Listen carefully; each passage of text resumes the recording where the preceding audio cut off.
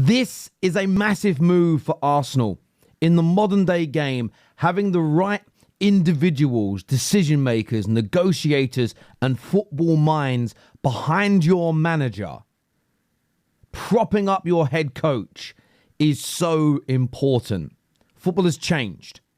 The days of the Wengers and the Fergies and the Cloughies running football clubs from top to bottom no longer exists, really and truly. Sporting directors, technical directors, people with a footballing pedigree running the scouting departments, the recruitment teams, ensuring that the coach is implementing the style of football, the principles, utilising the profile of players that match up with the club and the hierarchy's demands is absolutely imperative. Now, Edu at Arsenal, he got some big criticism and a lot of it was justified. Some of the dealings with the South American clubs, the players like Marquinhos, giving money that wasn't needed for good relations, it never really yielded the outcomes that he would have expected.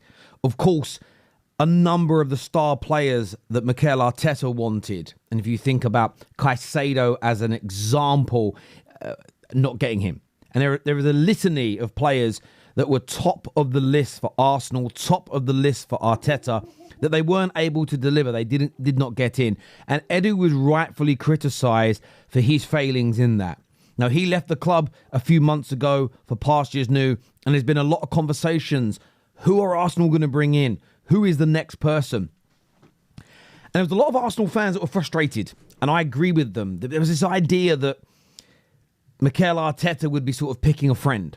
Mikel Arteta has too much power. Mikel Arteta would be bringing in somebody that would kind of bow down to him. And I think that's the wrong dynamic. In the modern day world, the sporting director really and truly should, at the very least, be equal power to the head coach manager, if not in a stronger position.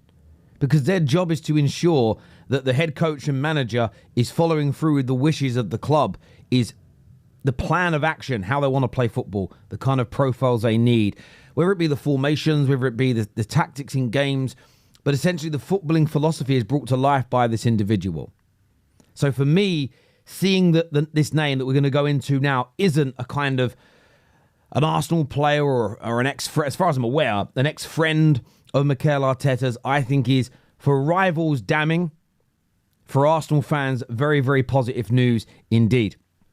The news broke this morning from Fabrizio Romano that Andrea Berta is now the top candidate to become the new Arsenal director in order to replace Edu. It says discussions have already taken place.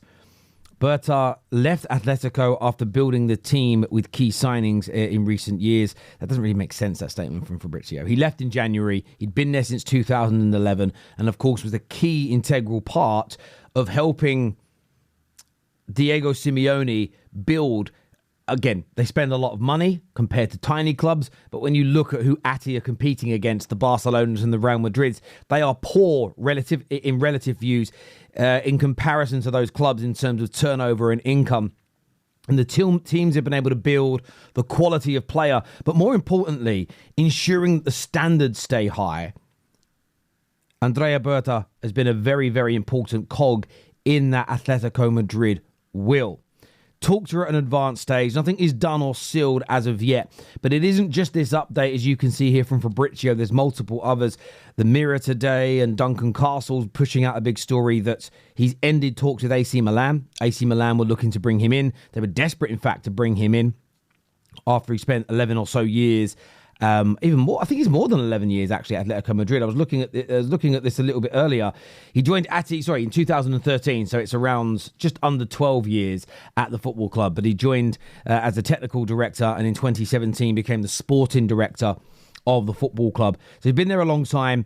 AC Milan really wanted him, but it looks like he's ended those conversations to look at this move to Arsenal.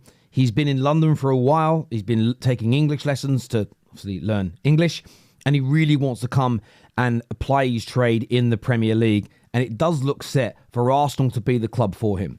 And I know that football has changed a lot in recent years, and it used to just be managers and players we got excited about signing. But I do think technical directors and sporting directors, if they're given the right amount of power, if they're given the correct level of authority, I believe is such an important part of a club. As I stated at the top, football clubs don't operate like they did in the Fergie era, the Brian Clough era, where the manager manages the football club. They dictate the principles. You now have, whether they're called a manager or not, it's a watered down version of what the role used to be. They manage the first team. They train and coach the first team. They'll have some influence when they've been at a club a while in terms of strategy and approach, because obviously when you've been somewhere a long time in a senior role, you learn a lot more about the organisation. So you have a certain amount of power. But managers are no longer trained or taught to run football clubs. Therefore, they shouldn't be given the power to do so. So having the right type of people behind that management is absolutely key. Absolutely key. And I look at this, and I want to preface this by saying if they give him the right amount of authority, and that authority is key, because he needs to be able to, of course, the owners are in charge. He needs to be able, Andrea needs to be able to take the message from the ownership around what they want, how they want the football to look, the standards of which they want to be instilled. And I'm talking from a cultural point of view, player behaviour, diet, work rate, etc. They manage that element of the project. And I think that's really, really key to remember. They essentially go, right, this is how we want to play. This is how we're going to do it. You're the head coach. You're the manager who's going to instruct the first team day by day. But my job is to ensure that you are on track. So they have to give them the power and the authority to manage it. But where they become so integral is the relationships they have with other football clubs, their ability to negotiate the sale and the purchase of players. And whether it's them directly negotiating or whether they put together a team of people that are good enough to do it is key. One of the things that has made City so powerful in the transfer market is not just Pep and the wins. Of course, that's a huge part. It's the fact they have brilliant negotiators, brilliant football minds. They buy, typically speaking, for very good prices, but they sell their players and make lots of money. And I know that we live in this era still where people say, it's not my money, I don't care, just get rid of this player, I don't want him at the club. I really want this striker, pay whatever it costs, just bring him in. That is the road to ruin if that principle is instructed on a regular basis, because you will eventually run out of money. It's as simple and as straightforward as that. And that is one thing I think about Andrea Berta, which is amazing. If you look at, I wouldn't say he had a shoestring budget, because Atleti are a big, powerful and wealthy football club. But you compare that to what he was competing against in La Liga, it is. I mean, as I said at the top of the video, from a, in terms of relativity, there is a difference there. But they currently sit in around 400 million. And I say it this way, they bring in 409 million euros a year. That's their most recent set of trading accounts. So they sit number 12. They sit 12th in Europe. Dortmund bring in more money. If you compare it to Arsenal bring in nearly over 300 million more a year. So if you can take someone that's worked with a much more stringent budget, but you can still go out and attract the right... It's about finding and attracting and landing the correct profiles to bring that project, to bring that team to life, or to advance them even further.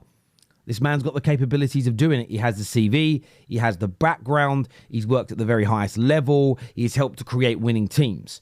Now, of course, I said it earlier and I'll say it again, it's about him having the right level of authority. If you bring him in to be the sporting director, and this is why I think it's win-win, because if he gets that authority, if they give him the money to spend, as they did Edu, 700 plus million pounds, if they give him that to spend with the authority, the possibility of signing better players more consistently, therefore having a better team that gets over the line, increases for Arsenal. Scary times ahead. The win-win is, I think he's the profile of man. Maybe the wrong word to use it, but the type of man. Has the right type of character where if he goes in under promises of certain levels of authority and money and they're not delivered by the Cronkies, or if Arteta gets more power than him in certain situations, I think he could be the individual that walks away. I believe he could be the type of person that says, I'm not sticking around for this. And there would be a red flag moment or a key moment for Arsenal fans to go, we've got a problem here in terms of the structure and the people within that mechanism, because it's key. Yes, I understand everyone wants the best manager and everybody wants the best squad. I only think you can attract the best managers, have the best squads, and for them to stay consistent when that structure behind them is at a very, very, very high level. I might need to pause this. I might sneeze. It's gone now. It's gone.